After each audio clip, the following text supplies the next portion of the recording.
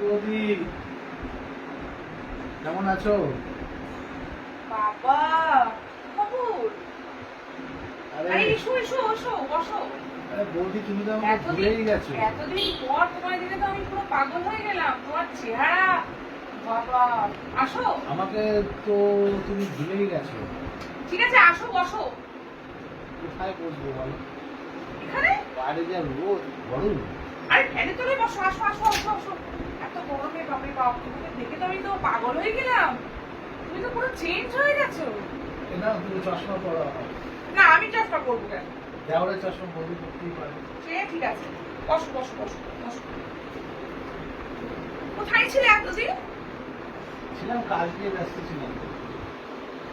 বৌদির কথা তো একটুও মনে পড়ে না। বৌদি তুমি তো এখন মানে যা ধরে আগে তো ফোন করতে, যেই বিয়েটা হয়ে গেল আর সাথে সাথে বৌদিকে ভুলে গেলে। আসি না, দাদা থাকে কি করবো? দাদা কখন থাকে? দাদা যখন বউ থাকে। বউ এলেই পর ছেলেরা সব পাল্টে যায় না। তো আমি যখন বিয়ে হয়নি তখন তো 14 বার ফোন ফোন ফোন, বৌদি কেমন আছো কি করছো, এসে বসে থাকবে, বৌদির সময় নাটক। আরে আপনারা বলো না, বাড়ি থেকে বেরোতেই পারি না। কেন? কি করে বেরোবো? সব সময় বইয়ের ভ্যান টানানি, কোথায় যাচ্ছ কি এটা সহ্য করতেই হবে, বিয়ে করেছো যখন বউয়ের তো কথা শুনতেই হবে গো। আমার এই সুন্দর বউ